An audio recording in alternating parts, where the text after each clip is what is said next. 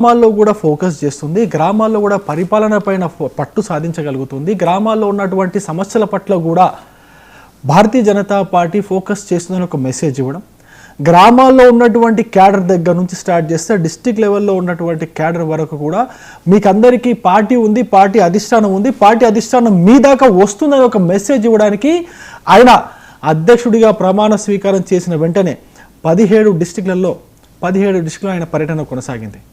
ఈ 17 డిస్ట్రిక్ట్స్లలో మళ్ళీ పర్యటన కొనసాగిన తర్వాత కూడా అక్కడ ఎవరితో కలిశారు, ఎవరితో మాట్లాడారు, ఏం సమస్యలు విన్నారు, పార్టీ క్యాడర్ని ఏ విధంగా కలిశారు, పార్టీ నాయకత్వాన్ని ఏ విధంగా కలిశారు సరిపోతుంది. దాంతోపాటు ముఖ్యంగా రైతులు, అక్కడ ఉన్నటువంటి యువత, అక్కడ ఉన్నటువంటి సెల్ఫ్ హెల్ప్ గ్రూప్స్, దాంతోపాటు అక్కడ ఉన్నటువంటి మహిళలు, వాళ్ళ గ్రామీణ జీవన విధానం ఏ విధంగా ఉంటుందని తెలుసుకునే ప్రయత్నం చేశారు.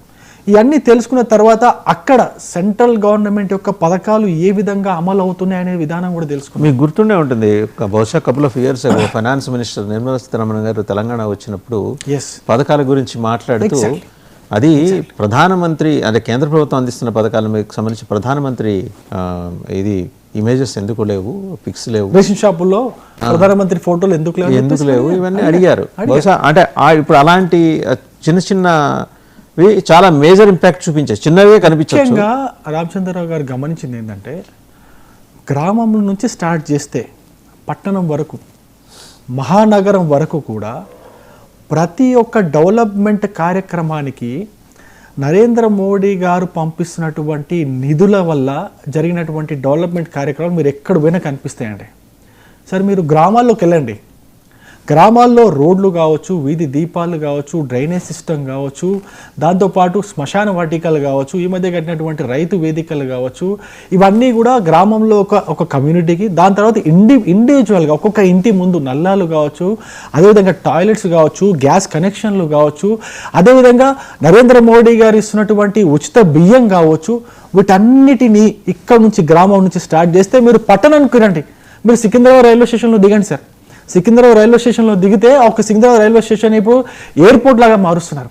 ఇక్కడ ఉన్నటువంటి ఫెసిలిటీస్ కావచ్చు, ఇక్కడ ఉన్నటువంటి డెవలప్మెంట్కి కావాల్సినటువంటి నిధులు కావచ్చు, మెట్రోకి ఇస్తున్నటువంటి నిధులు కావచ్చు, రోడ్లకు ఇస్తున్నటువంటి నిధులు కావచ్చు, ఈ యొక్క సిటీకి ఎక్కడెక్కడైతే రిక్వైర్మెంట్ ఉంటుందో హాస్పిటల్స్ కావచ్చు, స్కూల్స్ కావచ్చు, కాలేజీలు కావచ్చు, అదేవిధంగా మెడికల్ కాలేజీలు కావచ్చు, వీటన్నిటికీ కేంద్రం ద్వారా వస్తున్నటువంటి నిధుల ద్వారా జరిగినటువంటి అభివృద్ధి మనకు చాలా స్పష్టంగా కనిపిస్తూ ఉంది. కాకపోతే మేము ఎక్కడ వెనకబడ్డామంటే మేము చేస్తున్న పనిని ప్రచారం చేసుకోవడంలో వెనకబడ్డాం. బహుశా ఆ గ్యాప్ ఇప్పుడు అడ్రస్ చేస్తున్నట్టు 100% ఆ గ్యాప్ అడ్రస్ చేయడానికే రామచంద్రరావు గారు మొత్తం కంప్లీట్గా డిస్ట్రిక్ట్ టూర్ చేశారు.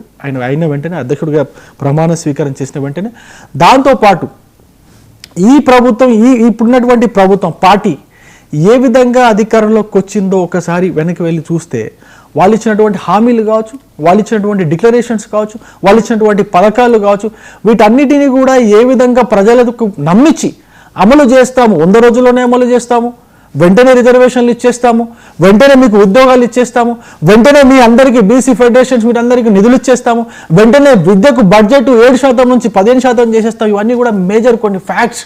వీటన్నిటిని కూడా ప్రజల్లో తీసుకెళ్ళిపోయి వాటి ద్వారా యువత ఓట్లు, మహిళల ఓట్లు, రైతుల ఓట్లు, ఈ విధంగా ప్రతి ఒక్క వర్గం ఓట్లు వీళ్ళు చోరీ చేశారు సార్.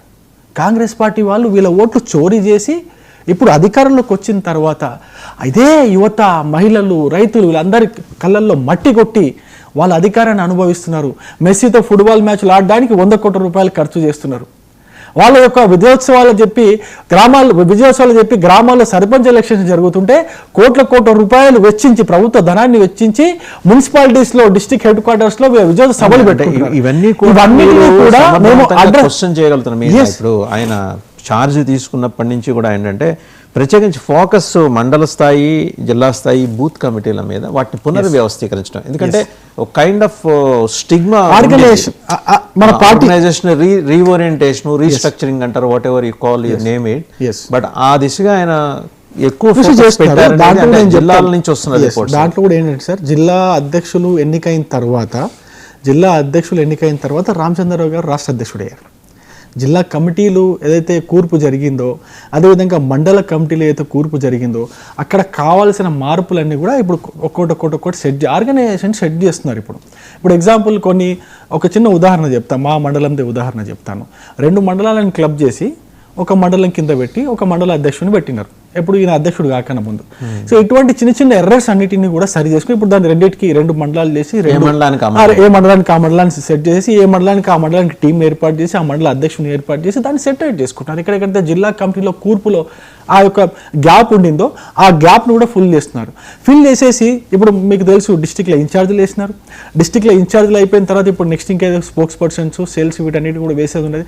ఆర్గనైజేషన్ని స్ట్రెంథెన్ చేయడానికి ఏ విధంగా స్ట్రెంథెన్ చేయాలో ఆర్గనైజేషన్ స్ట్రెంథెన్ చేసే విధానంలో, ఎందుకంటే ఆయన ఒక ఎడ్యుకేటెడ్ మేధావి, ఆయన చదివింది ఎంఏ LLB అన్ని చదివి ఆయన 2015లో ఎమ్మెల్సీ అయ్యేంత వరకు కూడా ఆర్గనైజేషన్ని చూస్తూ వస్తున్నారు. ఆర్గనైజేషన్ పైన ఆయనకు కంప్లీట్ పట్టున్నది ఆయనకి.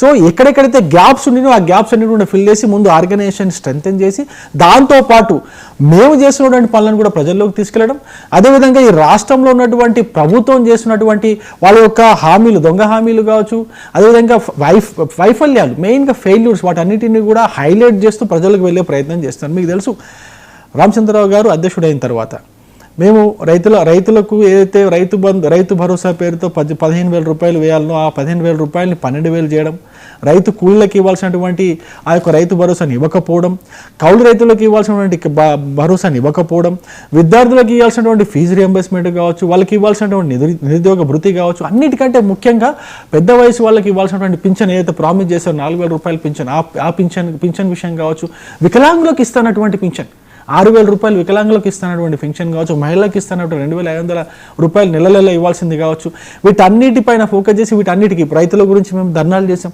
జిల్లా కేంద్రాల్లో ధర్నాలు చేసాం. బీసీలకు ముఖ్యంగా బీసీలకు ఇస్తున్నటువంటి బీసీ రిజర్వేషన్ ఇవ్వకపోవడం, మోసం చేయడం, వాటన్నిటిని మేము ప్రశ్నిస్తూ ఇందిరా పార్క్ దగ్గర మేము పెద్ద ధర్నా చేసాం. దాంతోపాటు మొన్న కాంగ్రెస్ పార్టీ 2 సంవత్సరాల విజయోత్సవ సభలు చేసుకునే ముందు ఏదైతే ఇప్పుడు ఈ మన సమ్మిట్ పెట్టారు కదా సార్, గ్లోబల్ సమ్మిట్ని ఏ విధంగా అయితే వీళ్ళు చేయాలనుకున్నారో, ప్లస్ దాంతోపాటు ఆల్టర్నేట్గా వీళ్ళు విజయోత్సవ సభలు కూడా చేస్తున్నారు. దానికి వ్యతిరేకంగా మీరు ఏ విధంగా విజయోత్సవ సభలు చేస్తారు? మీరు ఈ యొక్క పథకాన్ని కూడా 100% అమలు చేయకుండా, మీరు ఇచ్చినటువంటి హామీని కూడా నిలబెట్టుకోకుండా మీరు విజయోత్సవ సభలు